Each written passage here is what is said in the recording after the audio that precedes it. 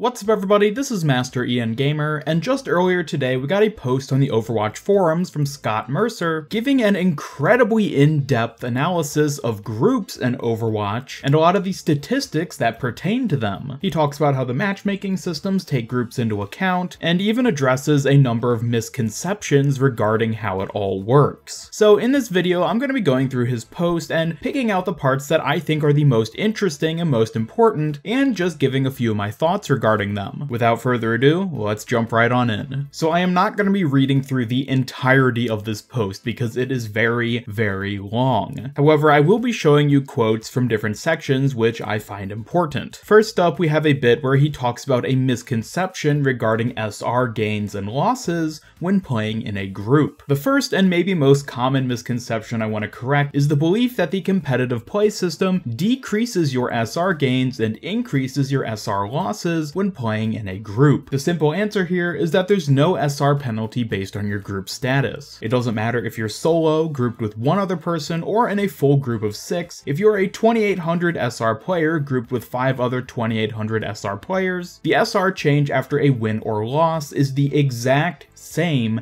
as if you played the game solo with 5 other solo 2800 SR players. We also do not artificially inflate the SR of the players in a group when finding matches. There is simply no penalty at all for the purpose of calculating SR and matchmaking. Now this is something that I'm really glad he has addressed. I feel like a lot of people for a long time have sort of just assumed that when a bunch of people are in a group, the matchmaking system prioritizes them as being slightly better than an equivalent SR group on the other team if they're all solos. But as it turns out, the amount of SR you gain or lose is in no way directly affected by being in a group or not. However, there are some other factors which he does go on to talk about. There are many other reasons for the SR gained or lost after a game to differ in magnitude that have nothing to do with grouping. First, he talks about the predicted chance of winning, which is something that I think we're already rather familiar with. Next is one that I didn't know existed, and I'm not sure how much it had been talked about before, which is the consistency of your playing. New accounts or accounts that have been inactive will see larger magnitude changes both upwards and downwards. Now I knew this applied to newer accounts, but I didn't realize it also affected accounts that haven't been active for a while. Additionally, when it comes to SR decay, when you're 3000 SR or higher, you'll gain more SR on a win until you get back to your undecayed SR. This is a nice thing to hear because I know there are quite a few people who have concerns about SR decay, and it seems like it's actually easier to regain than if you were to try to work your way up there for the first time. Next up, Scott Mercer talks a bit about the percentages of groups and different team compositions. I won't read through all of this word for word because as you can see there's a ton of numbers here, but essentially only 16% of all games purely consist of solo players, and if there is a team of full solos, 73% of those matches were against another full solo team, and 24% were against a 2-1-1-1-1 team, meaning that only 3% of all enemy teams when you're on a pure solo team will have a group of 3 or more players. Now I'm sure all of us have had horror stories in the past where we're a solo team against a 5-stack or something, and of course it can happen. However, it is very, very rare. In fact, the only reason you remember it having happened is probably because of how horrific it was. You probably don't have too many memories of those fairly matched games of your full solo team against another full solo team. He then goes on to talk about the win rates of teams and the different amount of grouping compositions, stating that solo-only team compositions actually have a total observed win rate of 49.5%. Now, this is of course below the 50% threshold that I'm sure everybody would love to see, but it is still incredibly close to that. So the idea that solo queuing and being on a team of pure solos puts your team at some sort of heinous disadvantage, well, evidently just isn't true. Again, I think we're all more likely to remember that time where we're stuck on a dreadful team of solos where we don't work together and end up losing than the almost equivalent number of times where the full group of 6 solos actually work together pretty well. However, getting more specific even than just the entire team's win rate, the total combined win rate for a solo individual player ends up being 49 49.94%, which again isn't quite the 50%, but is even closer than the one we saw with a full solo team. So yeah, there is a slight disadvantage for going solo into a competitive game, but from a statistical standpoint, it's really not significant at all. Now moving on to the final part of this post, Scott Mercer begins to address the looking for group tool, which is currently on the PTR, and basically talks about how advantageous it can be to form groups even if they are just with a bunch of strangers. There's one thing in particular which I'm really glad he specified because I wasn't too sure about it beforehand, which is that when you're using the LFG tool to search for a group, it's sorted by SR and connection quality, so you can more easily find the best group for you. This is really nice to hear because beforehand, as far as I was aware, they didn't specify whether the people who show up in the looking for group feature were just from across any rank whatsoever, or if they were people that were actually close to you in terms of skill. My biggest concern about the LFG tool was just that, what if you're a, let's say, a Masters player, and you're going into the looking for group and you end up getting grouped with a bronze player? Of course, you wouldn't be able to play competitive like that, but if you're just wanting to do quick play, the differences in skill there would be quite frustrating. So thankfully, the tool does have a built-in feature that takes this into account. He also goes on to talk about the social benefits of playing in a group, which is that people are more willing to work together, more or less, and ultimately it usually results in the players having more fun. And at the end, he has some nice positive little bits of wisdom, which is to essentially not worry too much about SR, just have fun, play the game. It is a game after all, so you are here to have fun and be good to one another because life's too short. And that wraps up all the major important points that I think he talked about here in this recent post. Again, I think it's really awesome that we got a post like this giving all the statistical information because it's not too often that we get these sort of stats from Blizzard directly. There are of course a number of third-party apps which can be used to track different stats and how much heroes are played and etc. But whenever Blizzard themselves takes the time to make official statements like this and give us this kind of information, it is always really nice. Now I did of course sort of jump around to the most important parts in this post, so if you want to go ahead and read the entire thing for yourself, I will be including a link to it down in the description. But otherwise, thank you all so much for watching. Be sure to let me know your thoughts down in the comments below regarding anything in this post. I would love to hear your insight about everything that Scott Mercer had to say, and otherwise, if you haven't seen them already, I have made a few videos recently addressing the upcoming Hero 28 and giving my thoughts about what we can expect with regards to their identity and abilities. You can check those out through the cards on screen, but otherwise be sure to leave a like if you enjoyed this video and share it with a friend if you really liked it. Subscribe, follow me on Twitter, and turn on notifications to both help out my channel and keep up with all my future Overwatch content. This is Master Ian Gamer signing off, and until next time, have a great day.